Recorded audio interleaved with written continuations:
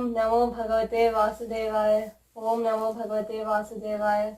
ओम नमो भगवते वासुदेवाय। तो एक दिन जब मथुरा नगरी में कंस का अत्याचार बहुत बढ़ता गया, यहाँ तक कि पूरी पृथ्वी उससे बहुत पीड़ित हो गई थी, तो भूमि देवी साक्षात चली गई इंद्रदेव के पास। और इंद्रदेव की राजसभा में, स्वर्ग में, उन्होंने पूछा कि अब मुझसे ये भार सहन नहीं होता। मैं ये सहन नहीं कर सकती कि भूमि पे ऐसा अत्याचार हो रहा है कि कोई भी सुख से जीवित भी नहीं रह सकता। यदि किसी को धर्म का मार्ग चुनना है तो उसे मृत्यु का ही मार्ग चुना होगा, वो जीवित नहीं रह सकता। तो इंद्रदेव बोले कि पता है, मगर हम भी कुछ नहीं कर सकते। और सारे देवता तो पहले से ही परेशान थे इस विषय में। कंस ने तो ऐसे ऐसे वरदान पा रखे थे कि देवगण सभी मिलकर भी उसका कुछ नहीं बिगाड़ पाते, इसलिए सारे देवता पहले से ही परेशान थे। इसमें यह बात भी थी कि कंस ने सारे यज्ञ, हवन इत्यादि को बंद करवा दिया था, इसलिए यज्ञ से जो हविष मिलता है देवगण सभी उसी को ग्रहण करते हैं। इसलिए तो अग्निदेव को एक दूत कहा जाता है, क्योंकि अग्निदेव ही वो यज्ञ का हविष देवगण तक पहुंचाते हैं। मगर जब कंस ने यज्ञ ही बंद करवा दिए तो देवगण को तो यज्ञ का हविष नहीं मिल रहा था, इसलिए वे उससे तो पहले से ही परेशान थे। तो सभी ने निर्णय किया कि अब हम जाएंगे ब्रह्मदेव के पास, क्योंकि ब्रह्मदेव तो भाग्य विधाता है, वे तो उन्होंने तो सब कुछ की रचना की है, इसलिए उन्हें कुछ ना कुछ तो पता चलेगा कि कंस को कैसे मारना है। शायद देवगण ही कुछ कर पाए, इसलिए सभी चले गए ब्रह्मलोक में। पहले गए तो ब्रह्मदेव और माता सरस्वती को प्रणाम किया और फिर बोले कि ब्रह्मदेव, आप हमें क्या करवाना चाहते हैं? आपको तो पता है कि भूमि पर क्या हो रहा है। और ब्रह्मदेव बोले, हमें तो पता है, मगर हम भी इस विषय में कुछ नहीं कर सकते। हम तो बस भाग्य बताता है, मगर त्रिमूर्तियों में जो संहार के भगवान माने जाते हैं वे तो महादेव हैं, महादेव शिव शंकर। तो अब हम सभी को कैलाश जाना होगा, इसलिए वे सभी चले गए कैलाश को। वहां गए तो पहले गणेश जी को, कार्तिकेय को, शिव पार्वती इन दोनों को, नंदी को, सबको प्रणाम किया। और फिर ब्रह्मदेव बोले इस बार कि महादेव, आपसे क्या छुपा है? आप तो अंतर्यामी है, आपसे क्या छुपा है? आपको तो पता है कि भूमि पर कैसा आतंक मच रहा है। और कंस ने तो सबकी दशा इतनी दयनीय कर दी कि कोई मुस्कुराने के लिए भी तो डर रहा है भूमि पर। इसलिए अब हम सब क्या करें? हम सब तो उसका कुछ नहीं बिगाड़ सकते, इसलिए हम सब यहाँ चले आए। और महादेव बोले, वो तो सत्य है, मगर कंस की मृत्यु हमारे हाथों में नहीं लिखी। अब हम सबको वैकुंठ जाना होगा, क्योंकि कंस की मृत्यु का कारण केवल और केवल श्रीमन नारायण ही है। और ब्रह्मदेव, आपको तो ये पता भी है। इसलिए सभी चले गए वैकुंठ में। जा रहे थे तो मार्ग में उन्हें नारद मुनि मिल गए। नारद मुनि तो श्रीमन नारायण के बहुत बड़े भक्त हैं, इसलिए वे गा रहे थे और वे भी इसी समस्या को लेकर वैकुंठ आ रहे थे। तो सभी ने सोचा एक साथ मिलकर हम चले जाएंगे वैकुंठ को, इसलिए सभी गए। और वैकुंठ के 7 द्वार माने जाते हैं, उन 7 द्वारों को पार करने के बाद ही वैकुंठ में प्रवेश मिलता है। इसलिए वे सभी उन 7 द्वारों को पार कर रहे हैं, जा रहे हैं। और वैसे ही श्रीमन नारायण की स्तुति भी कर रहे हैं, क्योंकि अब श्रीमन नारायण उनका आखिरी सहारा थे। यदि श्रीमन नारायण ने हाँ कह दी तो उनकी समस्या सुलझ जाएगी, नहीं तो ऐसा कोई नहीं संसार में जो उनकी समस्या का हल निकाल सके। इसलिए वे गा रहे थे कि शांताकारं भुजगशयनं पद्मनाभं सुरेशं विश्वाधारं गगनसदृशं मेघवर्णं शुभांगं लक्ष्मीकान्तं कमलनयनं योगिहृद्ध्यानगम्यं वन्दे विष्णुं भवभयहरं सर्वलोकैकनाथं सर्वलोकैकनाथम्। और इसे गाते गाते वे सभी तो 7 द्वार पार कर गए। अंदर देखा तो श्रीमन नारायण शांति से, वे तो योग निद्रा में थे। उन्हें सब कुछ पता था कि जो क्या हो रहा है बाहर भूमि पर, सब कुछ पता था, मगर वे तो योग निद्रा में थे, शांत थे, बस एक मंद मंद मुस्कुरा रहे थे। पैरों के नीचे माँ लक्ष्मी बैठी थी और वे दोनों आदिशेष पर थे। श्रीमनारायण बस ऐसे शांति से आशीष पर लेट रहे हैं और सभी ने देखा। और इस बीच वहां देवगुरु बृहस्पति भी आ गए, कुछ ऋषिगण जो हम सप्तऋषि कहते हैं वे सभी आ गए, सनत कुमार सभी आ गए, क्योंकि सभी की परेशानी तो एक ही थी कि भूमि पर जो अत्याचार हो रहा है उसके साथ किसी एक व्यक्ति का भगवान की पूजा करना तो दूर, किसी एक व्यक्ति के लिए अच्छा कार्य करना भी असंभव हो गया है। तो सभी इसी समस्या को लेकर आए थे। सभी ने कहा कि प्रभु अब हमारी सहायता कीजिए। श्रीमनारायण ने नेत्र खोले। पहले उनकी दृष्टि पड़ी ब्रह्मदेव पर और फिर महादेव पर। और महादेव और श्रीमन नारायण की तो बड़ी निराली है कि श्रीमन नारायण महादेव के भक्त हैं, वे हमेशा महादेव की पूजा करते हैं। और महादेव तो श्रीमन नारायण के भक्त हैं, वे तो सदैव श्रीमन नारायण के अवतार श्री राम का नाम जपते रहते हैं। इसलिए उन्होंने पहले महादेव के ये बोला, पहले बोला कि महादेव आप यहाँ कैसे आए, आप बुला देते तो हम स्वयं कैलाश आ जाते, हमारा तो सौभाग्य होता कैलाश आना। महादेव बोले नहीं, हम कुछ मांगने आए हैं, इसलिए कुआं सदैव प्यासे के पास नहीं जाता, प्यासे को ही आना पड़ता है, और हम सभी तो आपके पास कुछ मांगने के लिए आए हैं, तो इसलिए यही धर्म बनता है कि हम सभी यहाँ वैकुंठ आए। और अब श्रीमन नारायण ने बाकी सभी को देखा, बोले ब्रह्मदेव, देवगण, भूमि देवी, ऋषिगण, आप सभी यहाँ कैसे आए? आपके यहाँ आने से हमें बहुत आनंद मिला है, मगर बताइए आप सबके आने का कारण क्या है? और अब ब्रह्मदेव बोले कि भगवान आप तो अंतर्यामी हैं, आप तो सब कुछ जानते हैं कि क्या हो रहा है, फिर भी आप हमसे पूछ रहे हैं। आपको तो पता है कि भूमि पर कंस ने ऐसा आतंक मचा रखा है कि उसने आखिर तक अपने पिता को भी नहीं छोड़ा। उसने स्वयं उग्रसेन को बंदीगृह में डाल दिया। उग्रसेन जो उनके पिता थे, उन्हें घसीटते हुए बंदीगृह में डाल दिया, उनसे मथुरा का राज सिंहासन छीन लिया और उन्हें बेड़ियों में जकड़कर वो स्वयं राजा बन गया। उसका कोई राज्याभिषेक ऐसा नहीं हुआ था, उसने बलपूर्वक राज को हड़प लिया था। और इससे तो पहले से ये सिद्ध हो गया कि वो कितना अच्छा राजा बन सकता है।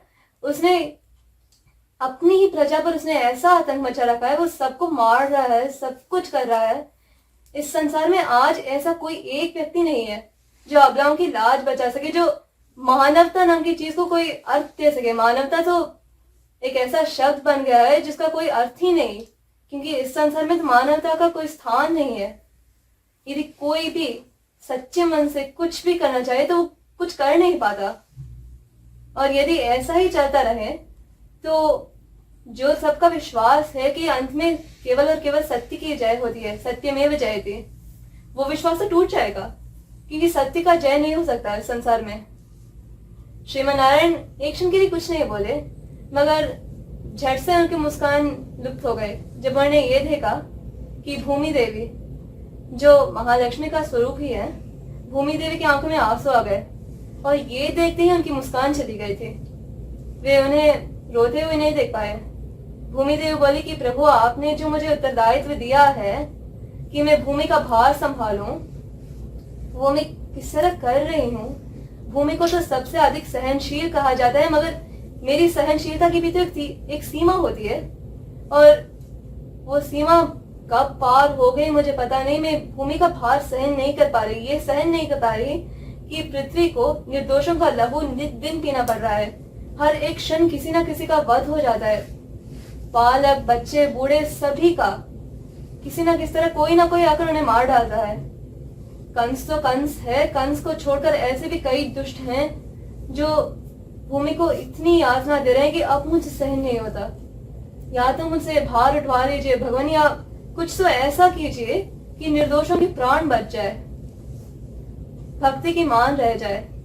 और श्रीमनारायण फिर बोले कि पहले आप मत रोइए, मैं आपको रोते हुए नहीं देख सकता, इसलिए हम आपको एक वचन देते हैं कि ना केवल कंस, मगर कंस के साथ जो जो दुष्ट शक्तियां इस भूमि पर इस समय के लिए हैं, उन सभी का अंत करने के लिए हम अवश्य आएंगे। यथा यथा हि धर्मस्य ग्लानिर्भवति भारत, अभ्युत्थानम् अधर्मस्य तदात्मानं सृजाम्यहम्, पवित्राणाय साधूनां विनाशाय च दुष्कृतां धर्म संस्थापनार्थाय संभवामि युगे युगे।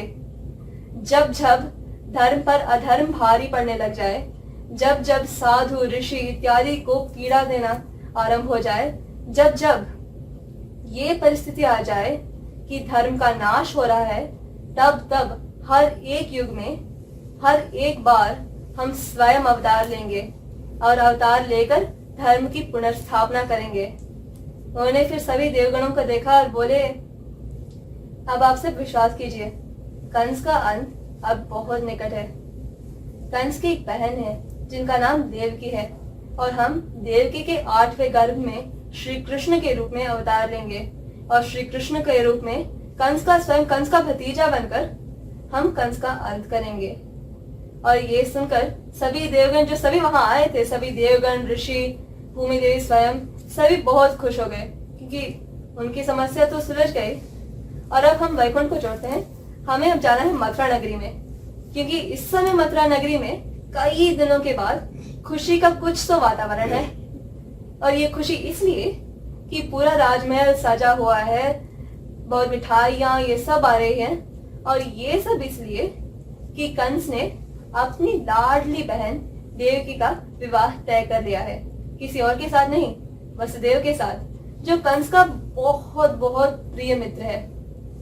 और उन दोनों के बीच तो पहले ही वार्तालाप हो गया था, जहां वसुदेव ने ये कहने का प्रयास तो अवश्य किया था कि कंस में देवकी से विवाह नहीं कर सकता, क्योंकि मेरा तो पहले ही रोहिणी से विवाह हो चुका है। रोहिणी मेरे घर में प्रतीक्षा करे, मैं दूसरा विवाह कैसे करूं? कंस ने तो केवल यही कहा था कि तुम्हारा दिल तो इतना छोटा नहीं हो सकता ना मित्र, कि तुम केवल रोहिणी के लिए उसमें स्थान दे सको, मेरी बहन को उसमें स्थान ना दे पाओ। इतना तो छोटा नहीं हो सकता ना। और वसुदेव तो ये भी समझ गए थे कि साधारण तौर पे यदि कोई राजा कुछ मांग रहा है तो वो एक विनती नहीं, अगला जो आने वाला है वो केवल आदेश होता है। इसलिए विनती के जब विनती कराए तो मान लेना ही उचित है, नहीं तो प्राण भी जा सकते हैं। और ये तो कोई साधारण राजा भी नहीं था, ये तो स्वयं वो दुष्ट राजा था जिसने अपने पिता को ही गद्दी से निकाल दिया था। इसलिए वसुदेव तो ये समझ गए कि जब कंस से पूछा है तो अब वसुदेव के पास कोई चारा नहीं था, उन्हें देवकी से विवाह करना ही था। इसलिए वे भी मान गए और कंस ने पत्रिकाएं भिजवाई, सब कुछ किया, सारे राजाओं को निमंत्रण दिया, सब कुछ किया।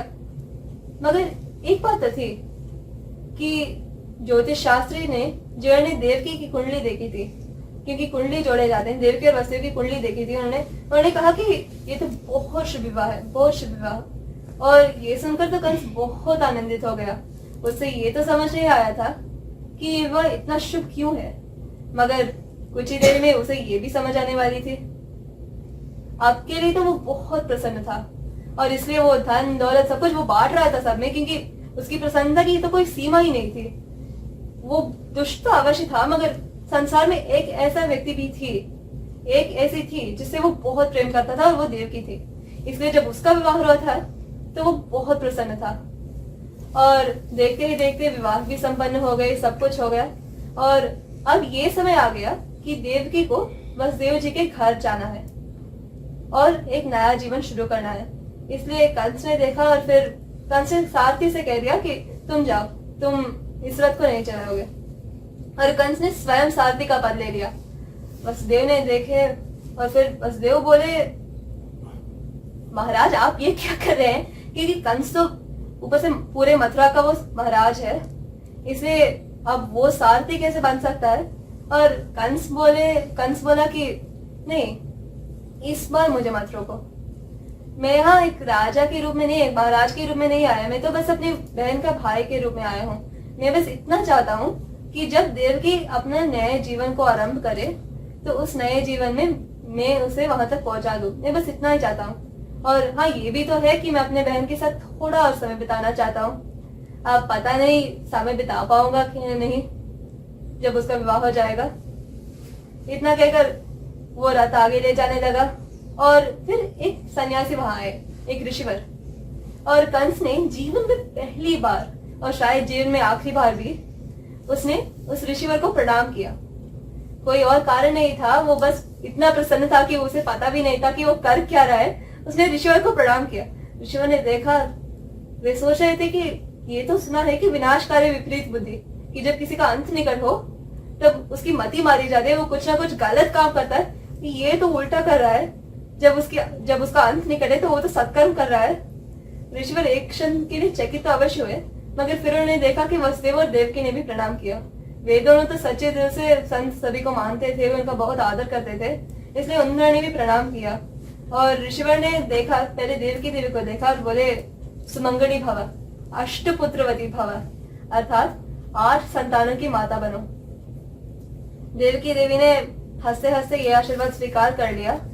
और फिर ऋषिवर ने देखा कंस को, और ऋषिवर बोले कंस, मैंने जीवन में बहुत लोगों को देखे, बहुत साधना की है, साधना के लिए वन गया, कहीं नगर गया, मगर एक बात तो है कंस, तुम जैसा इतना मूर्ख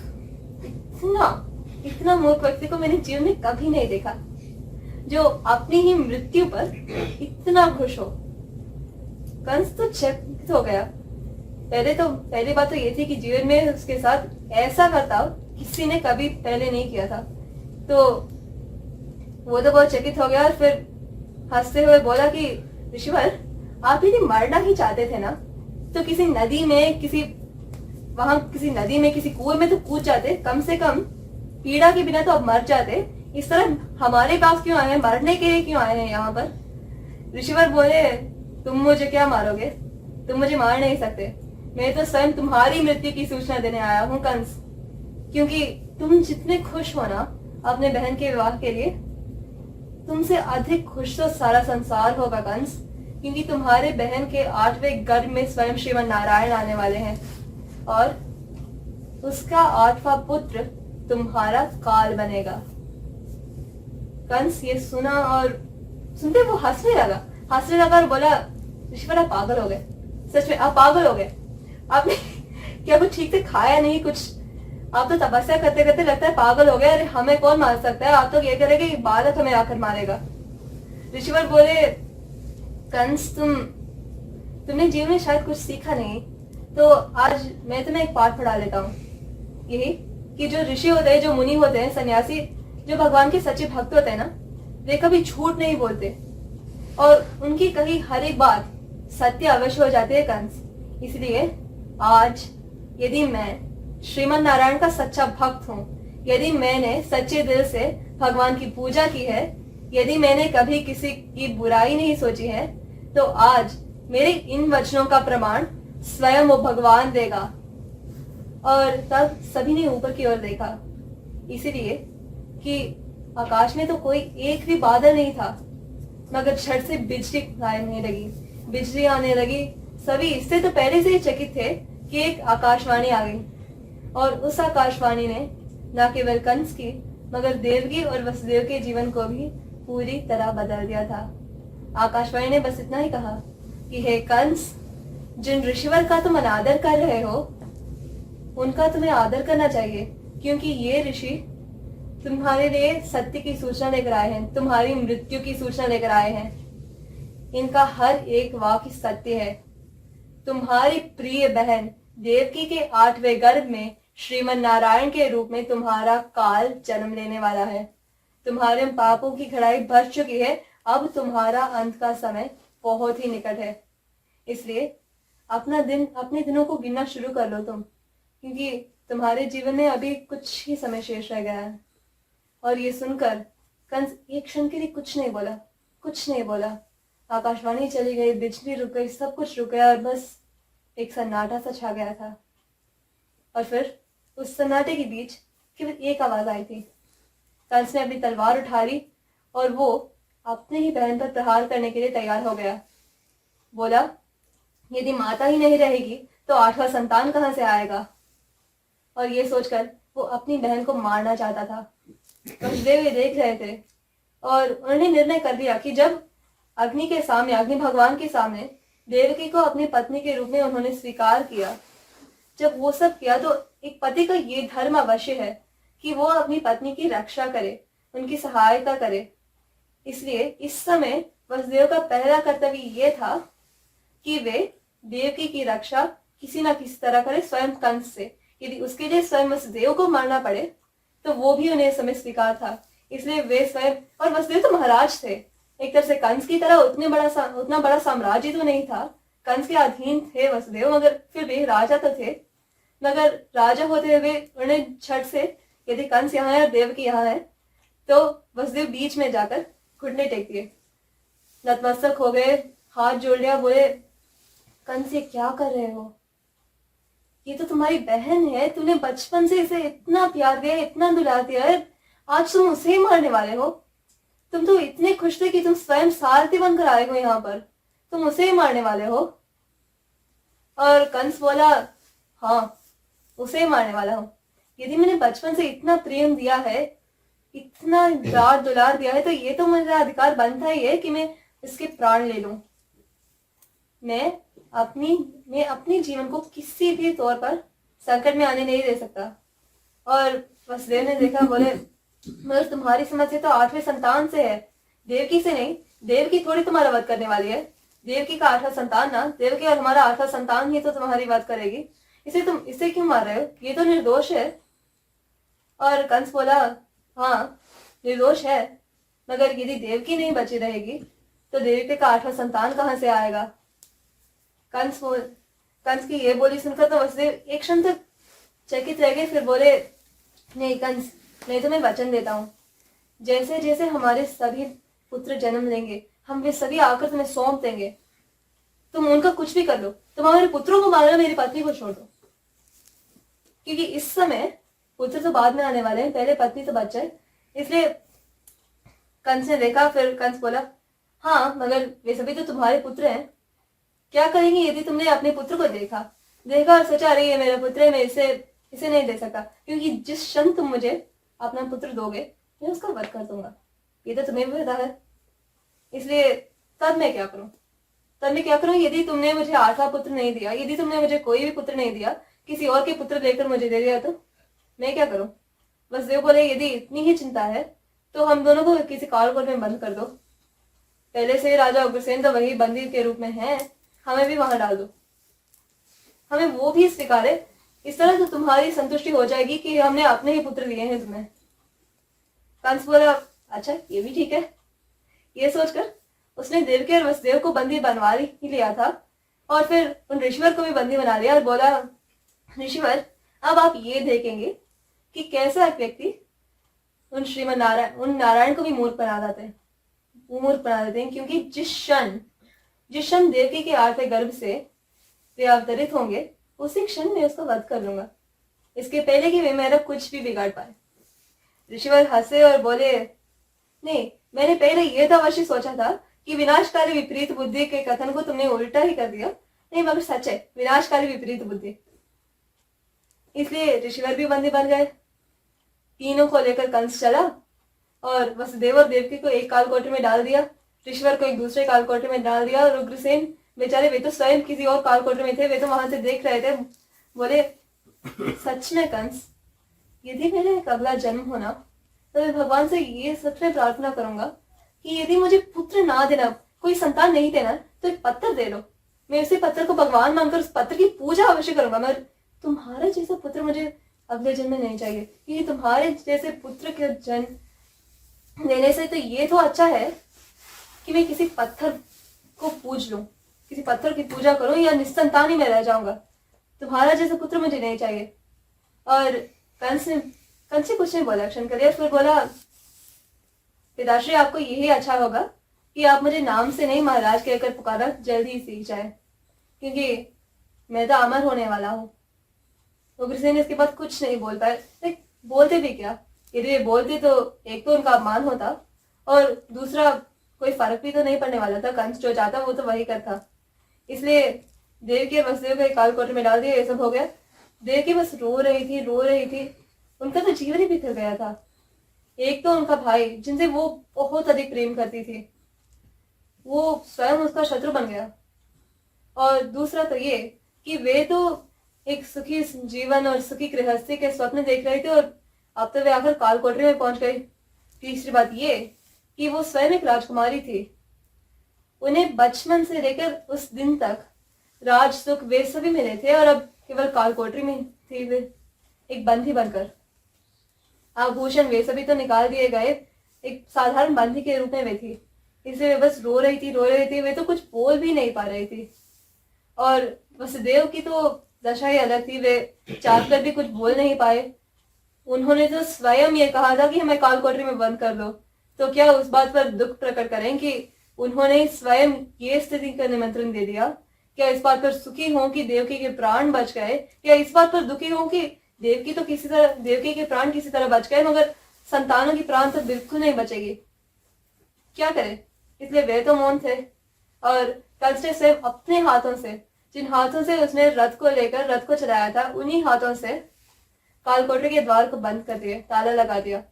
दो सिपाहियों को देखा, बोला, जिस क्षण हम कुछ भी बदले, देवकी को गर्भ धारण हो या देवकी माँ बने, देवकी पुत्र को जन्म दे, उसी क्षण तत्क्षण तुम मुझे सूचना दोगे। और यदि तुमने कोई भी भूल चूक की, यदि मुझे एक क्षण की भी देरी हुई सूचना पहुंचने में, तो मैं तुम सभी के प्राण ले लूंगा। तुम सभी के नहीं, तुम सभी के परिवार वालों के सभी के प्राण ले लूंगा मैं। और सिपाही भी कुछ नहीं बोल पाए और उन्हें तो कुछ पड़ती भी नहीं थी। राजकुमारी थी, अच्छा कोई बात नहीं, मगर ये तो राजा का आज्ञा है, राजा क्या है, वे उसे टाल नहीं सकते थे। ये टाला तो उनके प्राण तो दूर, उनके परिवार वालों के भी प्राण संकट में थे। इसलिए यदि चाहते भी, यदि उन्हें कोई दया भी आती, तो वो देवकी और वसुदेव पर कोई दया दिखा भी नहीं पाते। इसलिए देवस बोलेगी, जी महाराज, जैसे आपकी आज्ञा। इसे छोड़कर वे कुछ बोल भी नहीं सकते थे कंस के साथ। इसलिए कंस वहां से चला गया और देखते ही देखते लगभग 1 वर्ष बीत गए। 1 वर्ष बीत गई और देवकी ने एक सुंदर बालक को जन्म दिया। वसुदेव ने इस बालक को देखा, देखते ही मन में ये विचार आया कि यदि ये बालक कुछ ही क्षणों के लिए जीवित रहने वाले, तो शायद इसका नामकरण कर दूं। कोई नाम तो हो, कोई पहचान तो हो, जिसके पहले कि उसका अस्तित्व इस भूमि से मिट जाए, कोई तो उसका पहचान हो। तो उन्होंने नाम रखा कीर्तिमान, अर्थात जिसे भविष्य में बहुत कीर्ति मिलने वाली हो। और जब सैनिक ने सूचना दी कंस को, तो कंस भागते हुए उसके हाथ उसके तलवार तक पहुंच गए थे। तलवार को उसने म्यान से निकाल ही दिया था कि उसने कारागृह में आकर उस बालक को देख लिया और बालक को देखकर ही उसका मन बदल गया। वो ये सहन नहीं कर सकता था कि वो एक निर्दोष बालक की इस तरह हत्या करे। उसके मन में ये नहीं था कि वो एक निर्दोष बालक है, उसके मन में ये था कि जिस बहन को उसने बचपन से लेकर इस समय तक इतना लाड दुलार किया है, ये तो उसका पहला बालक है। और वसुदेव ने एक क्षण की देरी नहीं की। वसुदेव ने देव के हाथों से नवजात शिशु ले लिया और कंस के हाथों में दे दिया।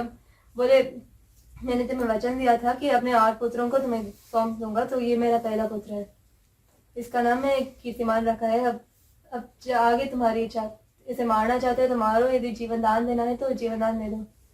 और कंस चकित रह गया। कंस ने ये कल्पना भी नहीं की थी कि कोई वचन का इतना पक्का हो सकता है कि नवजन्मे शिशु को हाथ में ले रहा है मारने के लिए। और जब उसके मुख की ओर देखा तो उसके तलवार वो पकड़ ही नहीं पाया था। तलवार हाथों से गिर गई, भूमि पर वैसे ही पड़ गई और उसने तलवार की ओर ध्यान ही नहीं दिया। बोला, मुझे क्षमा कर दो मित्र, हमने सच में ये नहीं सोचा था कि तुम हमें संतान दे दोगे। इसी भय से तो तुम्हें इस तरह कालकोठरी में रखा था।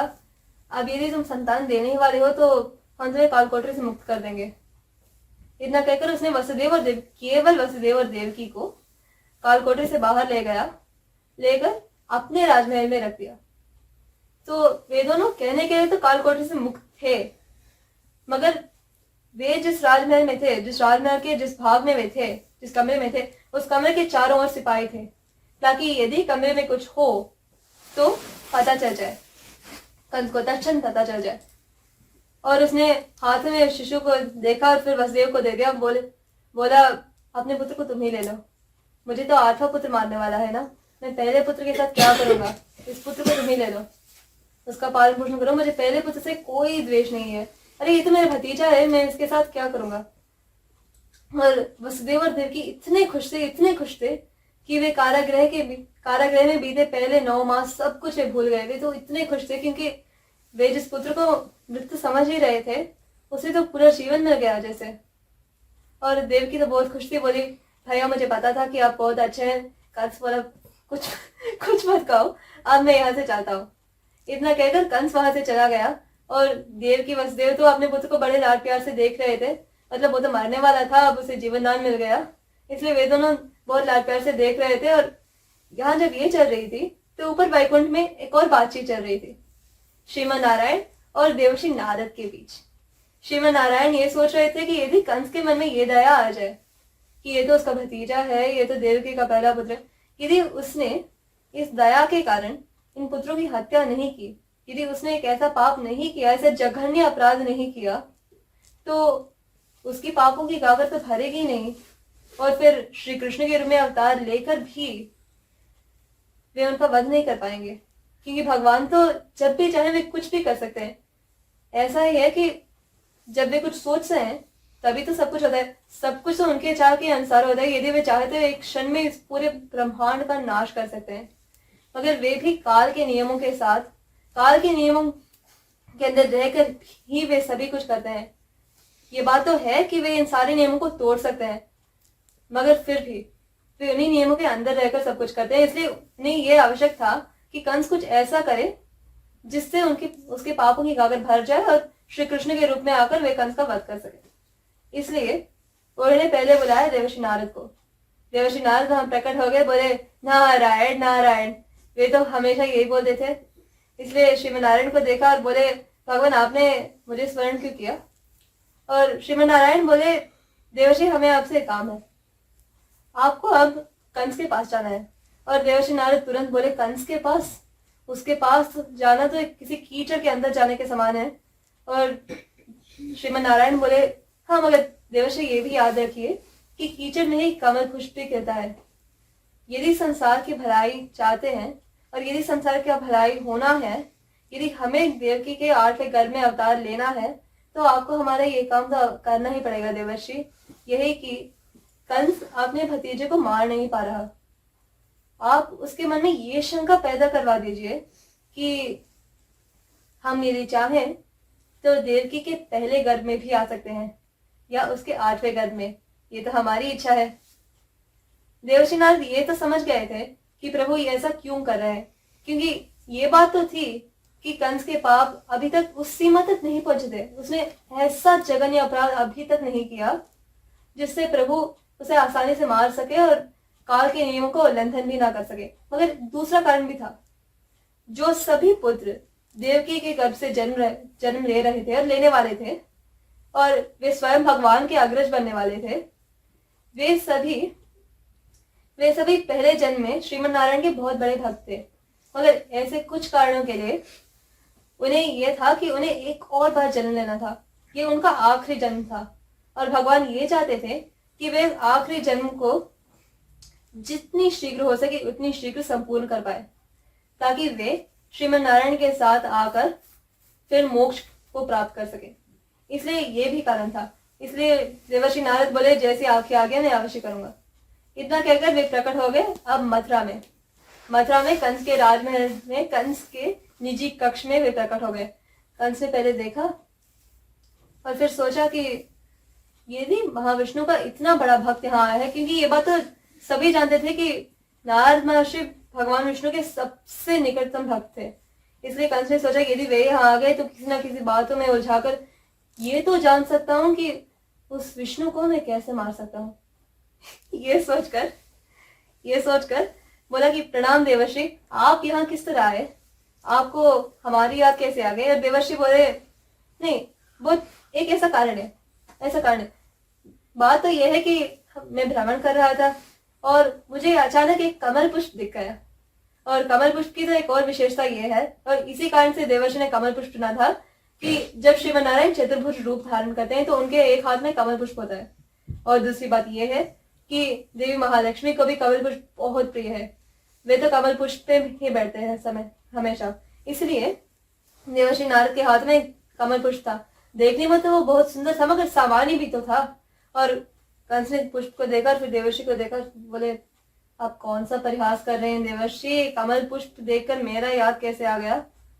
और देवर्षि नारद बोले, नहीं, देखो, इस कमल पुष्प के 8 पंखुड़ी हैं और मुझे ये थी कि मुझे इसकी पहली पंखुड़ी चाहिए थी।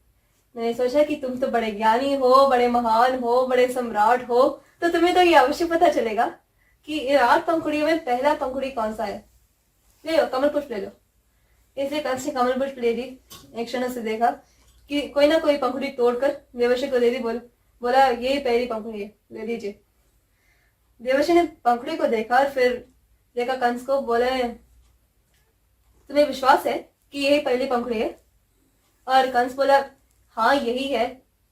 और फिर देवर्षि नारद बोले, नहीं तुम्हें सच में विश्वास है कि तुम 8वें पंखुड़ी में और पहली पंखुड़ी में अंतर जान पाओगे? कंस एक क्षण के लिए चकित रह गया, पूछा क्या? देवर्षि नारद बोले, नहीं तुम्हें क्या सच में ये विश्वास है कि तुम पहले और 8वें के बीच का अंतर पता पाओगे? यदि मैंने ये कमल पुष्प को किसी तरह दोबारा में लेकर आया तो क्या तुम ये पता पाओगे कि तुमने जो चुना था वो पंखुड़ी ही कौन सी है? यदि मैंने एक और कमल पुष्प लेकर आया तो क्या तुम उसकी गिनती कर पाओगे? तुम्हें क्या सच में पहले और 8वें का अंतर पता भी है? और ये सोचकर कंस से उलझन में पड़ गया। एक क्षण के लिए सोचा और फिर बोला, समझ आ गया मुझे। देवर्षि नारद बोले, अरे क्या समझ आ गया? मैं तो कमल पुष्प की बात कर रहा था, तुमने क्या समझ लिया? कंस बोला, नहीं देवर्षि, जो मुझे समझना था ना, जो हमें समझना था वो तो हम समझ चुके। अब यदि आपके आने का कारण समाप्त हो गया हो तो? देवर्षि बोले, हाँ समाप्त हो गया, मुझे तो पंखुड़ी मिल गई, मैं तो इसलिए आया था। इतना कहकर देवर्षि वहां से चले गए और सीधे कंस चला देवकी और वसुदेव के पास। पहले इसने कुछ नहीं किया, पहले बोला कि देवकी वसुदेव हमारे साथ आओ। देवकी तो डर गई थी क्योंकि कंस के स्वरों में ऐसा क्रोध था कि वो झट से पहचान गई थी कि कुछ ना कुछ गलत अवश्य हुआ है।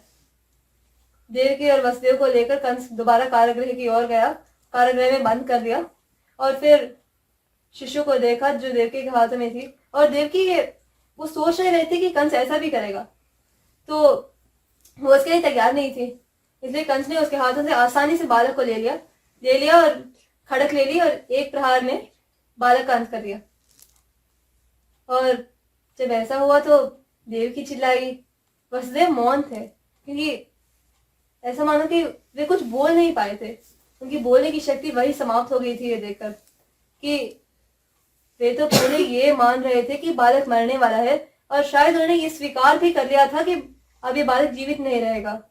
और उस परिस्थिति में यदि कंस ने बालक का वध कर दिया तो शायद वो आघात मन पे इतना गहरा ना लगता जो अब लगा है। वे तो ये मान गए कि बालक मरने वाला है, फिर मान गए कि बालक जीवित रहने वाला है और उन दोनों की आंखों के सामने कंस ने उसका वध कर दिया। वे कुछ बोल नहीं पाए, देव की चिल्लाई मगर कंस ने कुछ नहीं कहा।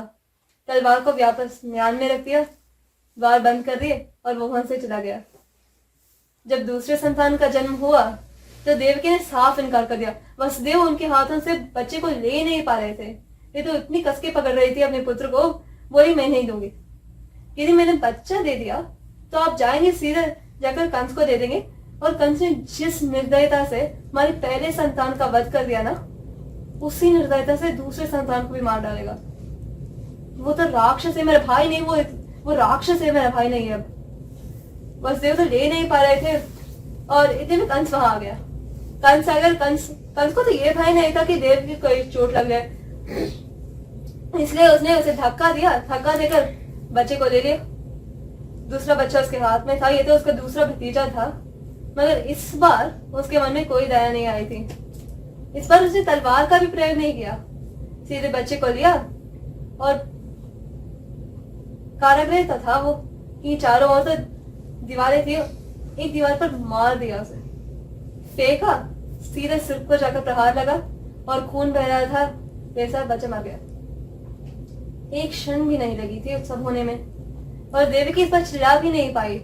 वे तो एक ऐसे चित्र की तरह बन गई थी, एक स्तंभ की तरह। वे तो ऐसे देख रही थी जैसे वो देख रही थी मगर उन्हें कुछ पता नहीं चलता थी हो क्या रहा है। और कुछ क्षणों के लिए उस बंदी गृह में केवल एक आवाज आया था कि उस नवजात शिशु का रक्त बस टप टप करके भूमि पर गिर रहा था। और कंस तो हंसते हुए वहां से चला गया। इसी प्रकार एक और वर्ष बीत गया, तीसरा, चौथा, पांचवा, छठा पुत्र, सबकी निर्मम हत्या कंस ने कर दी। और अब देवकी का पूरा समय उन रक्त के निशानों को देखते ही बीत रहा था। वे कुछ बोलती नहीं थी, कुछ खाती नहीं थी, यहाँ तक कि वसुदेव उसे मना भी नहीं पा रहे थे कि वो कुछ खाए, कुछ करे। और फिर जब सातवें संतान का जन्म होने का समय आ गया तब वैकुंठ में एक और बातचीत शुरू हो गई। इस बार श्रीमन नारायण और आदिशेष के बीच, जिन आदिशेष पर श्रीमन नारायण हमेशा लेटे रहते हैं। आदिशेष बोले, भगवान आपने पहली बार श्री राम के रूप में अवतार लिया, उस बार हमने लक्ष्मण के रूप में आपके साथ हमने भी अवतार लिया, आपकी सेवा की। माँ लक्ष्मी तो मैया सीता के रूप में आ गई, तो वो सब हुआ और उस समय हम आपके अनुज थे। और जब आपको वनवास मिला था, जब 14 साल को आपका वनवास मिला था, तब हम चाह कर भी आपको रोक नहीं पाए, हम कुछ भी नहीं कह पाए। जब आपको वन में जाना पड़ा, जब माता सीता को, जिन्हें बचपन से लेकर उस समय तक केवल राजसुख हो गए थे, जब उन्हें कांटों के मार्ग पर चलना पड़ रहा था, हम कुछ नहीं बोल पाए। हम तो आपके साथ आए थे, जितनी हो सकी हमने सेवा की, मगर यदि हम उस समय आपके बड़े भाई होते ना भगवान, तो कितना अच्छा होता, क्योंकि हम तो आपका उस समय आदेश दे सकते थे ना कि आप मत जाइए, और आपको तो हमें हमारी बात माननी पड़ती। और श्रीमन नारायण हंसे और बोले, नहीं बात तो सच है, बात तो सच है कि यदि उस समय आप हमारे अग्रज होते तो अवश्य हमें आपकी बात माननी पड़ती। और ये बात भी है कि उस समय लक्ष्मण के रूप में आपने हमारी इतनी सेवा की, क्योंकि लक्ष्मण ने तो उर्मिला को राजमहल में छोड़ दिया, वे अकेले आए थे। और श्रीमन नारायण बोले, इतनी सेवा की, सब कुछ त्याग दिया, वनवास तो हमें मिला था। तो एक क्षण के लिए सोच भी लेते हैं कि सीता देवी हमारे साथ आई थी उस समय, पर वे भी तो, उन्हें भी वनवास का दंड नहीं मिला था, वनवास तो केवल हमें मिला था। वे भी आई थी, वे भी अपनी स्वेच्छा से आई थी, और आपको तो बिल्कुल ये नहीं था कि आपको चाहे, आप तो महल में ही रह सकते थे, मगर आप भी हमारे साथ आए, इतनी सेवा की, इतने प्रेम से हमारा देखभाल किया कि हमें तो राजमहल के सुख ही हम सब भूल गए थे, हम दोनों। और हमारी ये इच्छा सदैव उस समय से ही थी कि उस उपकार को, उस प्रेम को हम आपको वापस सौंपे, हम ऐसा कुछ करें कि आपके अनुज बनकर हम स्वयं आपकी सेवा करें। और ये सुनकर आदिशेष चकित रह गए। वे तो बातों में कह रहे थे कि यदि अग्रज होते तो शायद आपको आज्ञा दे देते, भावना में बहकर वो ये सब बोल रहे थे, और यह श्रीमन नारायण स्वयं ये कह रहे थे कि हम आपकी सेवा करना चाहते हैं अनुज बनकर। और आदिशेष बोले, भगवान आप ये क्या, वे तो कुछ बोल ही नहीं पा रहे थे। और श्रीमन नारायण बोले, नहीं, अब हमारी एक बात मान लीजिए, उसके पश्चात आप जो कहेंगे वो हम आपके अनुज के रूप में मान लेंगे, बस एक बात मान लीजिए आप हमारी। अब देव की माता भूमि पर सठे, अब उनके 7 पुत्र, उनका 7वां पुत्र आने वाला है, हम तो उनके 8वें संतान है, अब उनका 7वां पुत्र आप होंगे, और आप हमारे अग्रज होंगे। और आदिशेष बोले, जैसे आपके आ गया, उनके मन में तो ये भय भी नहीं था कि कंस शायद उस बच्चे को मार डालेगा। वे तो ये जानते थे कि जिन्होंने कंस को मारने का संकल्प ले लिया, फिर यदि उनके प्राण बचने हैं तो इस पुत्र के प्राण वे बचा लेंगे। इसलिए आदिशेष गए और देवकी को गर्भ धारण हो गया, और देखते देखते महीने बीतने वाले थे, और अब श्रीमन नारायण ने ये निर्णय कर लिया कि देवी योगमाया को बुला लिया जाए। एक तरह से देखे तो देवी योगमाया उस समय श्रीमन नारायण की बहन ही थी, इसलिए, और ये भी तो होना था कि इस अवतार में स्पष्ट रूप से उनके बहन के रूप में देवी योगमाया को भी जन्म लेना था, देवी यशोदा के घर। तो श्रीमन नारायण ने देवी योगमाया को उसी क्षण वहां बुला लिया, और वे बोले कि देवी योगमाया, हमें आपसे एक छोटा सा काम है, आप एक काम कीजिए, सबको ये विश्वास दिलवा दीजिए कि भूमि पर माता देवकी का गर्भपात हो गया है, और माता देवकी के गर्भ में जो संतान पल रहा है, आदिशेष के रूप में जो पुत्र पल रहा है, आप उस संतान को ले लीजिए और राजा वसुदेव की पहली पत्नी देवी रोहिणी के यहाँ जाइए, जो देवी यशोदा के साथ गोकुल में रह रही है, वहां आप जाइए और उनके घर में संतान को रख दीजिए। और ये सुनकर देवी योगमाया ने प्रश्न भी नहीं किया, उन्हें पता था कि यदि प्रभु कुछ कर रहे हैं तो उस लीला के पीछे कोई ना कोई कारण है, उन्हें प्रश्न भी नहीं किया, सीधे गई और ऐसा कर दिया। अब देवकी देवी तो इस दुख में थी कि अब तक तो इतने बच्चों को कंस ने मार दिया, अब इस बच्चे को स्वयं प्रकृति ने मार डाली, उनका तो गर्भपात हो गया। अब वो क्या इस बात पर दुख प्रकट करें कि गर्भपात हो गया, क्या इस बात पर सुखी हो कि शायद उस बच्चे ने जन्म लेकर उसके भाग्य में मरना नहीं लिखा था, स्वयं कंस ने इस बच्चे को नहीं मारा, और उस दीवार पर एक और रक्त का चिन्ह नहीं बन गया था। वो सुखी हुए कि दुखी हों, वे तो उस उलझन में थी, और वसुदेव भी तो उसी उलझन में थे। वे तो अपने आप को दोष दे रहे थे कि ये सारी परिस्थिति उनके कारण आ गई, कि उन्होंने तो कहा था कि पुत्रों को मार डालो, अब जब कंस सच में पुत्रों को मार रहा था तो उनके मन में ये था कि यदि उस दिन ऐसा ना कह दिया होता, यदि कुछ और कह दिया, कुछ और तर्क लगा दी, तो क्या ये सारे पुत्र बच जाते? क्या देवकी का ये दुख कम हो जाता? क्योंकि देवकी देवी तो कुछ कर भी नहीं रहती, कुछ खा नहीं रहती, पी नहीं रहती, वे तो ऐसी ही थी, एक मूर्ति बनकर बैठ गई थी वहां पर। और जब ये सब हो रहा था तो कंस को ये सुनकर बहुत ही आनंद आया। इस सारे प्रकरण में केवल एक व्यक्ति को आनंद आया था और वो कंस था। उसे बहुत आनंद आया। बोला कि देखो वो विष्णु कितना बलशाली है, वो अपने भाइयों को नहीं बचा पाया और इस भाई को तो मेरे डर से और भी जल्दी उठा ले गया। और वहां गोकुल में देवी रोहिणी, उन्हें तो ये भी पता नहीं था कि क्या प्रसन्न होना है, चकित होना है, क्या हो रहा है। अचानक रातों रात गर्भ धारण कैसे हो गया। इतने में जब ये सब चल रहा था तो ऐसे कुछ महीने और बीत गए और देवकी ने 8वें गर्भ को भी धारण कर लिया। और अब ये समय बहुत निकट ही था जिस समय के लिए सारा संसार प्रतीक्षा कर रहा था। और देखते ही देखते 9 मास बीत गए और देवकी ने ऐसा सुंदर बालक को जन्म दिया कि देखते ही किसी के भी मन को मोह ले। मगर इस बालक में एक विशेषता अवश्य थी कि उस बालक के 4 हाथ थे। श्रीमन नारायण थे, वे तो चतुर्भुज रूप में आ गए। और देवकी देवी ने पुत्र को देखा और देखते ही वे भूल गए मानो कि ये भगवान है। मतलब पता था कि भगवान है, मगर भगवान होने के पहले संसार के भगवान हो सकते मगर उनके लिए तो वे पुत्र हैं। और पुत्र को देखा और बोली, तुम इस रूप में क्यों आ गए? यदि कंस ने तुम्हें इस तरह देख लिया तो सच में वो मान जाएगा कि तुम श्रीमन नारायण के अवतारी हो। और हम शायद कुछ ना कुछ तर्क लगा सकते हैं, कुछ ना कुछ कर सकते हैं। यदि तुम इस तरह आओगे तो हम तुम्हारे प्राणों की रक्षा नहीं कर पाएंगे। और वसुदेव की भी भावना यही थी, उन्होंने भी यही कहा कि पुत्र के रूप में आना ही था तो इस रूप में क्यों आ गए, कुछ साधारण रूप में नहीं आ सकते थे क्या? और श्रीमन नारायण अपने असली रूप में आ गए, मतलब पूरे चतुर्भुज, गदा, शंख, चक्र वो सब लेकर आ गए। और हंस रहे थे, बोले आप तो पिछले जन्म में तपस्या करके इस वरदान के लिए तपस्या कर रहे थे कि मैं आपके पुत्र के रूप में आऊं, और जब अब हमने अवतार ले ही लिया तो अब आप ये चाहते हैं कि हम चतुर्भुज रूप में नहीं, साधारण बालक के रूप में आए ताकि हमें कोई पहचान नहीं पाए। ये कैसी विडंबना है? आप तो ये जानते हैं कि हम भगवान हैं। और देवकी देवी बोली, नहीं, भगवान हो सकते हैं, आप पूरे संसार के लिए भगवान हो सकते हैं, पूजनीय हो सकते हैं, वंदनीय हो सकते हैं, मगर मेरे लिए तो आप मेरे पुत्र ही हैं। माता की बात मान लीजिए, इस रूप में नहीं, एक साधारण बालक के रूप में आ जाइए। और फिर श्रीमन नारायण बोले, जैसे आपकी आज्ञा मैया। और देखते ही देखते उस बालक के पास, जिनके पास 4 हाथ थे, वे 4 हाथ लुप्त हो गए और केवल 2 हाथ शेष रह गए। और श्रीमन नारायण पूछे, अब तो ठीक है ना? और देवकी देवी बोली, जी हाँ, मगर अब हम क्या करें कि यदि कंस यहाँ आ गया तो वो आपको मार डालेगा। और श्रीमन नारायण बोले, वो तो है, और इसीलिए अब हम यहाँ नहीं रहेंगे, हमें आप सीधे जाकर गोकुल पहुंचा दीजिए। उन्होंने पिता वसुदेव को देखा, बोले, पिताश्री आप हमें गोकुल पहुंचा दीजिए जहां आपके परम मित्र नंदराज हैं। नंदराज तो गोकुल के राजा थे, इसलिए आप हमें उनके और माता यशोदा के घर पहुंचा दीजिए। हम उनके पुत्र के रूप में जन्म लेंगे और जब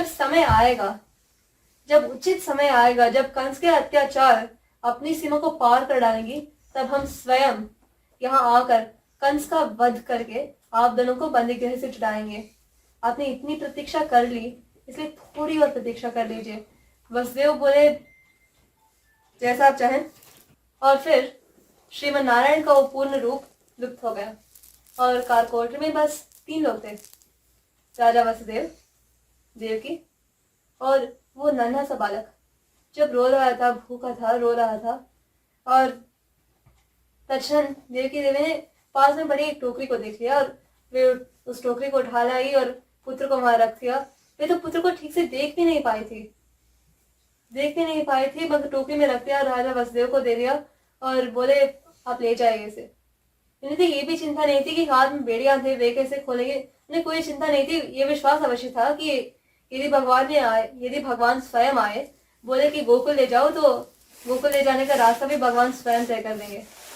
इसलिए राजा वसुदेव को भी ये चिंता नहीं थी। और एक क्षण के बाद जब उन्होंने हाथ में ठोकरी ले ली और हाथों को देखा तो बेड़ियां खोल चुकी थी। वहां बाहर सारे द्वारपाल, सारे सिपाही सभी मूर्छित अवस्था में थे। वहां सारे सैनिक, सभी द्वारपाल सभी मूर्छित थे। और सैनिक द्वारपाल ही नहीं, वहां तो सभी मंत्रीगण भी आ गए थे, क्योंकि कंस इतना भयभीत हो गया था कि 8वां पुत्र आने वाला है। उसने अपने मंत्रीगण का साधारण तौर पर यह काम होता है कि वो राजा को यदि कोई सलाह दे रहा हो तो सलाह दे, वरना ये बताए कि राज्य की स्थिति कैसी है, क्या करना है। उन सभी को उस काम से निकाल दिया। उसने बंदी करके द्वारपाल के रूप में रख दिया। बोले यदि 8वें पुत्र का जन्म हो तो तुम सब आकर मुझे बता देना, क्योंकि मुझे सिपाहियों पर विश्वास नहीं। तो इसलिए अब सभी सिपाही मूर्छित थे, सभी द्वारपाल, सभी मंत्रीगण सभी मूर्छित थे, और स्वयं यहाँ तक कि कंस भी मूर्छित अवस्था में पहुंच चुका था। सारा राजमहल मूर्छित हो गया था, सिवाय देवकी, वसुदेव और उस नवजात शिशु को छोड़कर।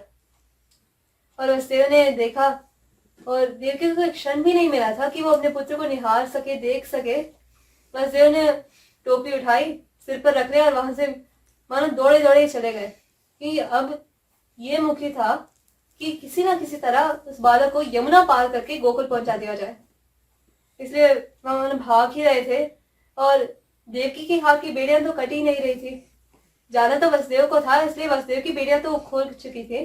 देवकी देव के हाथ में अभी भी वे सारी बेड़ियां थी, इसलिए वे तो बाहर नहीं जा सकती थी। इसलिए वे बस बैठी थी और रो रही थी। और मानो तो उन्होंने श्री कृष्ण को जन्म तो दिया था, मगर भगवान को जन्म देने पर भी उन्हें ये सुख नहीं मिला कि वो भगवान की सच में माँ के रूप में कुछ भी कर सके। और इसलिए यह है, देवकी सुत की सुरत करे, देवकी सुत की सुरत करे, देवकी सुत की सुरत करे, देवकी सुत की सुरत करे। सुत के बिछड़न का सुत मन में, नैनन नीर धरे, देवकी सुत की सुरत करे, देवकी सुत की सुरत करे। और ये भी था कि आखिर उनकी स्थिति कौन समझ सकता था। जिस भाई ने इतने वर्षों तक लाड दुलार किया, वही भाई उनका परम शत्रु बन गया था। पति तो विवश था, या तो देवकी देव के प्राण जाने थे या पुत्रों के प्राण जाने थे। पति तो विवश था, यहाँ तक कि भगवान ने भी आज्ञा दे डाली। और अब वे भी विवश थी, उनके हाथ में बेड़ियां थी, वे चाहकर भी अपने पुत्र के पास नहीं जा सकती थी। इसलिए वे बस वहां बैठ रही थी, रो रही थी। और एक क्षण के लिए तो उन्होंने पुत्र को देखा था, बस आधे क्षण के लिए देखा होगा, इसलिए वे बस उसके बारे में सोच रही थी। और देखते ही देखते वसुदेव जी आगे गए। बस बाहर देख रहे हैं, मतलब इतने वर्ष में कालकोठरी में बंद पड़े हैं, अब बाहर देख रहे हैं, प्रकृति इतनी सुंदर है, ये सब इतनी सुंदर है, उन्हें कुछ लग नहीं रही। इतने पहले वर्षों का दुख है, अब ये है कि इस बच्चे को लेकर जाना है। और देखते ही देखते ऐसी बारिश, ऐसी घमासान बारिश शुरू हो गई कि मानो आकाश टूट गया हो, ऐसी बारिश आ रही थी। और राजा वसुदेव भी कुछ कर भी नहीं पाते थे उस समय, उनके पास तो कुछ था ही नहीं।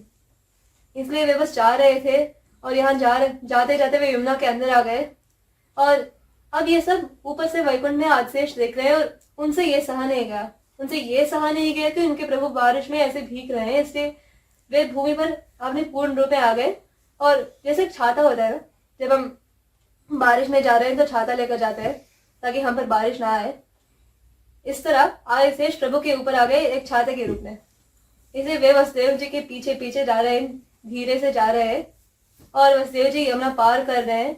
और देखते देखते यमुना देवी ये सोच रहे हैं कि इस अवसर को छोड़ा नहीं जा सकता, मतलब प्रभु यहाँ है, हमारे पास है, अब हमें प्रभु के चरण छूने ही होंगे। इस अवसर को हम किसी भी हालत में छोड़ नहीं सकते। और उन्होंने इस बात का ध्यान नहीं दिया कि केवल भगवान नहीं थे, भगवान के पास राजा वसुदेव भी थे, जिन्होंने बारिश से पुत्र की रक्षा करने के विचार से उस टोकरी को अपने सिर पर रखा हुआ है। क्योंकि यदि बारिश हो रही है और यदि वे यमुना में है तो यमुना का जल थोड़ा तो ऊपर आएगा ही, इसलिए उन्होंने पुत्र को इस तरह टोकरी को सर के ऊपर रख लिया। यमुना देवी को ये सब नहीं था, उन्हें बस एक मात्र लक्ष्य था कि प्रभु के चरण को किस लिए छू दिया जाए। इसलिए देखते ही देखते यमुना के जल में एक वो बढ़ती गई। पहले तो इतनी पता, राजा वसुदेव को ये पता भी नहीं था कि वे नीचे देख रहे हैं और जल अब पैरों तक ही है। अच्छा थोड़ा ठीक है, अब घुटने तक आ गए। वे थोड़े चिंतित हो गए और देखते देखते कुछ ही क्षणों में गर्दन तक आ गए। उन्होंने संकोच भी नहीं किया। उन्होंने सोच लिया कि यदि भगवान ने आदेश दिया है तो हर किस्म के उस आदेश का पालन करना ही होगा। यदि इसमें प्राण भी जाए तो प्राण जाए, मगर आदेश का पालन करना ही है। इसलिए बिना डरे बिना सोचे आगे जा रहे हैं। और अब पानी नाक तक आ गई, आंखें तक आ गई, उनके श्वास रुक गए कि वे तो जल में हैं। उनकी श्वास रुक गई। उन्होंने अब सर पे नहीं रखा, सर के थोड़े ऊपर पकड़ा रखा है कि पुत्र को कुछ ना हो जाए, कि भगवान हो सकते हैं, ये भी हो सकते हैं, मेरे पुत्र है, इसलिए पुत्र को कुछ ना हो जाए, ऊपर पकड़ा है। और अब श्री कृष्ण ने ये निर्णय कर लिया कि यदि यमुना देवी को चरण स्पर्श करने का अवसर नहीं मिला तो राजा वसुदेव के प्राण यही समाप्त हो जाएंगे। इसलिए उन्होंने टोकरी से पैर को थोड़े थोड़े नीचे रखा और वो जलधारा ऐसी आई जैसे कूदते है ना, ऐसे थोड़ी कूदी और चरण स्पर्श हो गया। स्पर्श होते ही जलधारा कम होने लगे। राजा वसुदेव तो चकित रह गए। वे आसपास देख रहे, यहाँ इस तरफ पानी है, उस तरफ पानी है और बीच में रास्ता है जाने के लिए, साफ रास्ता है। उन्होंने एक क्षण सोचे ओम नमो भगवते वासुदेवाय और इसी द्वादशाक्षर मंत्र का जाप करते हुए वहां से गोकुल चले गए। भागते भागते जा रहे हैं क्योंकि पता नहीं ये मूर्छित अवस्था कितनी देर तक रहेगी, पता नहीं देव की कितनी देर तक अपने आप को संभाल पाएगी, कहीं वे अपने आप को कुछ कर भी ना डाले इस दुख में कि कितने पुत्र मर गए। और जब ये पुत्र ने जन्म लिया तो पुत्र भी इस तरह से बिछड़ गया। वे दुख में अपने आप को कुछ कर भी ना डाले, इसलिए भाग रहे हैं। गए सीधे जाकर नंद और यशोदा के घर और जाते राजा वसुदेव को एक बात याद आ गई कि श्रीमनारायण ने एक और बात कही थी कि आते समय वे खाली हाथ ना आए, आते समय वे एक नवजात कन्या को लेकर आए। जन्म तो एक पुत्र को दिया था, मगर वे पुत्री को वापस ले आए, जो पुत्री रानी यशोदा और राजा नंद के यहाँ जन्मी हो। इसलिए वे तो भागते हुए जा रहे थे और जब घर तक पहुंचे, क्योंकि तब तक उन्हें घर का रास्ता पता था, अच्छी तरह से पता था, क्योंकि ये दोनों घनिष्ठ मित्र थे, तो इतने वर्षों के बाद भी उन्हें रास्ता पता था कि घर तक कैसे पहुंचे। जा रहे और फिर दौड़ नहीं पा रहे, बस चल रहे और सोच रहे हैं कि इतना स्वार्थी कैसे हो गया मैं। अपनी पत्नी के प्राणों को बचाने के लिए मैंने पुत्र की बलि दे डाली, अब पुत्रों की बलि दे डाली। अब पुत्र को बचाने के लिए मैं एक असहाय कन्या की बलि देने वाला हूँ। इतना स्वार्थी कैसे बन गया मैं ऐसा कैसे बन गया कि मुझे ऐसा करने में सोचना भी नहीं पड़ रहा। ऐसे भागते हुए आ रहे हैं और ये भी तो नहीं सोचा कि नंद मेरा मित्र है, मगर मित्रता की भी तो कोई सीमा होती है, कोई परिभाषा होती है। मित्र होने का ये अर्थ नहीं है कि जाए और ये बोले कि कंस मेरे पुत्र को मारने वाला है, इसलिए तुम मुझे अपनी पुत्री दे डालो ताकि वो मेरे पुत्र के स्थान पर तुम्हारी पुत्री की हत्या कर दे। जा रहे जाना नहीं चाहते वे, मगर अब क्या करें, आज्ञा है तो जाना ही पड़ रहा है। गए और नंद तो झरोके से देख रहे हैं, देखा और उन्होंने दरवाजा खोल दिया। वे तो चकित है, ऐसे देख रहे हैं कि मानो किसी भूत को देखा हो, क्योंकि उन्हें ये विश्वास नहीं हो रहा था कि वसुदेव इस पहले जो बारिश है, इतनी बारिश में, यदि आना ही था तो इतनी बारिश में कैसे आए, और फिर दूसरी बात आए भी कैसे, क्योंकि वे तो कारागृह में बंदी थे। इसलिए क्या ये स्वयं वसुदेव है या आखिर क्या हो रहा है, वे तो बहुत चकित है। इसलिए नंद ने देखा, फिर राजा वसुदेव बोले नहीं मैं ही हूँ यहाँ, एक राजा के रूप में नहीं, एक मित्र के रूप में नहीं, एक याचक के रूप में आया हूँ। और पहले नंद महाराज बोले कि आप ये तो बताइए कि हुआ क्या है, आपके हाथ में पुत्र कहीं आपका 8वां पुत्र तो नहीं। और राजा वसुदेव बोले कि ये हमारा 8वां पुत्र ही है, ये हमारा वो पुत्र है जो कंस का काल बनेगा आगे जाकर। मगर यहाँ हम कोई शुभ समाचार लेकर नहीं आए। और नंद ने देखकर बहुत चिंतित हो गए, सोचे कि कहीं देवकी ने अपने प्राण तो नहीं छोड़ दिए। और वसुदेव झट से बोले कि एक याचना लेकर आया हूँ यहाँ पर, हमें ये आदेश मिला है कि हम अपने इस पुत्र को आपके धरोहर सौंपें, आपके पास रख ले, आपका पुत्र के रूप में बड़ा हो। मगर और इसके बाद वसुदेव बोल भी नहीं पाए और नंद महाराज ने पहले उन्हें बोलने भी नहीं दिया, उन्होंने पुत्र को लिया और देखा, बोले वसुदेव हमारे यहाँ एक पुत्री का जन्म हुआ है। ये बात कोई नहीं जानता कि हमारे यहाँ एक पुत्री का जन्म है, स्वयं यशोदा भी नहीं जानती, क्योंकि जिस क्षण उसने पुत्री को जन्म दिया उसी क्षण वो प्रसव पीड़ा के कारण मूर्छित अवस्था में चली गई। इसलिए तो मैं इतनी चिंता में हूँ, इसलिए तो यहाँ बाहर से देख रहा हूँ, इसलिए तो ये पता चल गया कि आप यहाँ तक आ गए, इसलिए पहले मुझे एक क्षण दीजिए। इतना कहकर वे पुत्र को लेकर गए, श्री कृष्ण को लेकर गए, यशोदा के पास रखा, अपनी पुत्री को अपनी हाथों में ले लिया और उसी टोकरी में पुत्री को रख दिया। एक क्षण यशोदा को देखे फिर बोले मुझे क्षमा कर दो, और उस पुत्री को ले गए वसुदेव के पास। एक क्षण अपनी पुत्री को देखा और फिर बोले वसुदेव जी हम ये चाहते हैं कि आप इस पुत्री को लेकर वापस जाए, कंस के पास वापस जाइए और ये कहिए कि देवकी को एक पुत्र नहीं एक पुत्री हुई है, क्योंकि आज से ये हमारी पुत्री नहीं, ये मेरी और यशोदा की कन्या नहीं है, आपकी और रानी देवकी की कन्या है। आप कंस से ये कहिए कि देवकी का 8वां संतान एक पुत्र नहीं एक पुत्री है, और क्या पता कहीं कंस का मन बदल जाए, कहीं वो एक पुत्री को देखकर ये ना समझ जाए कि आकाशवाणी ने तो 8वें पुत्र की बात कही थी, तो कहीं वो तो सच में अमर नहीं हो गया।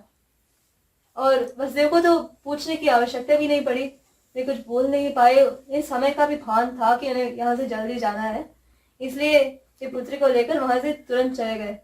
इसी तरह यहाँ पास में यमुना थी और सीधा मार्ग था, इसलिए वे आसानी से चले गए, दौड़ते दौड़ते गए, और जब वे वापस पहुंच गए कालकोटरी के अंदर, तब वापस बेड़ियां आ गई, सब कुछ आ गया, सभी सैनिक उठ गए, और उठकर सैनिक सभी चकित हो गए कि वसुदेव और देवकी के हाथों में पुत्री कैसी है, क्योंकि आकाशवाणी तो 8वें पुत्र की बात कह रही थी, और अब तक जो भी संतान हुए वे सभी पुत्र थे, 7 पुत्र थे, 6 पुत्र थे, 7 तो गर्भपात हो गया, इसी तरह सभी समझ रहे थे, इसलिए अब ये पुत्री कैसी, मगर जो भी हो तो सभी गए कंस से बोले कि देवकी की यहाँ एक पुत्री का जन्म हुआ है। और कंस भी आया, कंस ने देखा, पुत्री को देखा, एक क्षण के लिए सोचा कि कहीं उस विष्णु ने मेरे भाई से अवतार लेने का निर्णय ही छोड़ने दिया, कहीं इसलिए तो पुत्र नहीं हुए। और फिर उसने ये सोचा कि कहीं वो मुझसे छल तो नहीं कर रहा, क्योंकि पहले एक बार श्रीमन नारायण ने मोहिनी अवतार लिया था, तो ये तो सिद्ध है कि वे चाहे तो एक स्त्री के रूप में भी आ सकते हैं, चाहे तो एक पुरुष के रूप में भी आ सकते हैं, तो कहीं उन्होंने आकाशवाणी के सहारे सभी को चकित करके इस तरह का रूप में आने का निर्णय तो नहीं ले लिया, इसलिए झट से पुत्री को लिया। और यहाँ आश्चर्य की बात ये था कि राजा वसुदेव और रानी देवकी भी चकित थे कि इनके हाथों में ये कन्या कैसी है, कि वे तो पिछले सभी घटनाएं भूल चुके थे, कि राजा वसुदेव तो एक सत्यवादी थे, यदि उन्हें ये ज्ञान था कि वे स्वयं अपने हाथों से अपने पुत्र को नंद के यहाँ सौंपकर एक पुत्री को लेकर आए, तो वे ये सारा सत्य कंस के सामने बोल देते, वे सब कुछ बोल देते, अपनी स्वेच्छा से वे बोल देते, इसलिए उन्हें तो कुछ भी याद नहीं था, और स्वयं माता देवकी को भी कुछ उस समय याद नहीं था। वे दोनों तो ये सोच रहे थे कि उन्होंने सच में कन्या को ही जन्म दिया है, और वे इस बात में चकित भी थे। और देवकी बोल रही थी कि भैया ये तो एक कन्या है, ये आपका क्या बिगाड़ेगी, आकाशवाणी ने तो ये कही थी कि हमारा 8वां पुत्र आपका वध करेगा, ये तो एक कन्या है, इसे तो छोड़ दीजिए। और कंस ने बोला, कंस कुछ बोलता भी नहीं था उस समय, उसने कुछ कहे भी नहीं, पुत्री को लिया हाथों में और उसी तरह फेंकने वाला था कि उसके हाथ छूट गए, और ऊपर जाकर वो सुंदर सी कन्या एक सुंदर सी देवी बन गई, जैसी माँ दुर्गा सिंह सवार कर गाती है, उसी तरह देवी योग माया सिंह पर आरूढ़ होकर 10 भुजाओं के साथ एक एक हाथ में एक एक शस्त्र था, तो उस रूप में, उस भयानक रूप में वे वहां प्रकट हो गए। राजा वसुदेव और रानी देवकी को देखकर वे तो खुश थे, क्योंकि उनके मन में भय नहीं था, उन्हें कुछ गलत काम तो किया नहीं था कि वो भयभीत हो, मगर कंस के तो मानो उसी क्षण उस रूप को देखकर ही उसके प्राण उठ गए थे। और आकाशवाणी में देवी योगमाया बोली कि तुम्हारा काल मैं नहीं हूं कंस, तुम मुझे मारना चाहता है, मगर तुम में इतनी शक्ति नहीं कि तुम मेरा कुछ भी कर सको, क्योंकि मैं तो इस जगत की आदि शक्ति हूँ, तुम में इतनी शक्ति नहीं कि तुम मुझे कोई भी हानि पहुंचा सको, और वैसे भी तुम्हारा काल तो पहले ही जन्म ले चुका है, और वो इस समय पूर्ण रूप से सुरक्षित भी है। कंस तो चकित रह गया, वो कुछ बोल नहीं पाया, इसलिए चुपचाप उस काल कोठरी से वो बाहर आ गया और देवी योगमाया तो लुप्त हो गई। और अब राजा वसुदेव और रानी देवकी ऐसे ही थे, मगर उन्हें खुश होना है या दुखी होना है, मतलब ये पूरा प्रकरण समाप्त हो गया। देवकी को जो 8 संतान होने थे, 8 संतान हो गए। सब ये तो था कि कंस दोबारा आकर किसी और संतान की हत्या नहीं करेगा, मगर ये भी था कि पहले के 6 संतान कंस के हाथों मारे गए थे। इसलिए वे एक तरह से खुश थे, एक तरह से दुखी थे, मतलब वे अपने उलझन में थे। मगर एक ऐसा परिवार था इस समय जो बहुत प्रसन्न था, जो बहुत प्रसन्न था। और वो परिवार मथुरा के अंदर ही गोकुल में था। राजा नंद और रानी यशोदा की क्या भोर हो गई थी और रानी यशोदा अपने मूर्छा से उठ गई थी। और जब उन्होंने देखा तो उन्होंने पाया कि उनके पास एक सुंदर सा पुत्र है। और उस पुत्र को देखते ही उस पुत्र ने उनका मन को भी मोह लिया। मतलब श्री कृष्ण माखन चोर है, वैसे भी वे तो माखन चोर है, आगे जाकर उन्हें माखन चुराना है, मगर माखन के पहले वे चित्त चोर है। उनका एक और नाम चित्त चोर भी है, क्योंकि वे सबके मन को चुरा लेते हैं। इसलिए और नंद को तो ये पता था कि ये राजा वसुदेव और रानी देवकी का 8वां पुत्र है, ये सब पता था। मगर फिर भी वे इस पुत्र को देखते इतने प्रेम में डूब गए थे कि सच में ये मेरा पुत्र है। और यदि नंद परिवार की ऐसी दशा थी तो गोकुल की प्रजा तो बावली हो गई थी, क्योंकि वे तो पुत्र को देखना चाहते थे और कुछ लोग देख पा रहे थे, कुछ लोग देख नहीं पा रहे थे। मध्य में रानी यशोदा को ये चिंता थी कि कई बालक को कुछ हो ना जाए। मतलब पूरी गोकुल नगरी इस नंद भवन के अंदर आ गई थी और बोल रही थी हमें लला को देखना है। और सभी लोग गा भी रहे थे, नाच रहे थे। ऐसा चल रहा था कि मानो कोई महाउत्सव आ गया हो गोकुल में। और सभी लोग गा रहे थे, नाच रहे थे कि गोविंद गोकुल आयो, गोविंद गोकुल आयो, गोविंद गोकुल आयो, गोविंद गोकुल आयो। नंद भवन में नौबत बाजे, नंद भवन में नौबत बाजे, गोविंद गोकुल आयो, गोविंद गोकुल आयो, गोविंद गोकुल आयो। और इस तरह जो संतान सच में देवकी और वसुदेव के 8वें संतान थे, जो श्रीमन नारायण के अवतार थे, मथुरा के अधिकार के तौर पर मथुरा के राजकुमार होने पर वे गोकुल के राजकुमार के रूप में यशोदा और नंद के घर वहां पहुंच गए, जहां उन्हें अनेकों लीलाएं करनी थी। अनेकों तरह से सभी को ये सिखाना था कि भक्ति ही सर्वोपरि, भक्ति और प्रेम ही सर्वोपरि है, जो स्वयं भगवान को भी जिता ले। मगर वो सब बाद में, आपके लिए तो केवल गोकुल में आनंद का वातावरण है। और इसी आनंद के वातावरण के साथ मैं भी ये कथा समाप्त करती हूँ। जय श्री कृष्ण। सर्व जय श्री कृष्ण। जय श्री कृष्ण।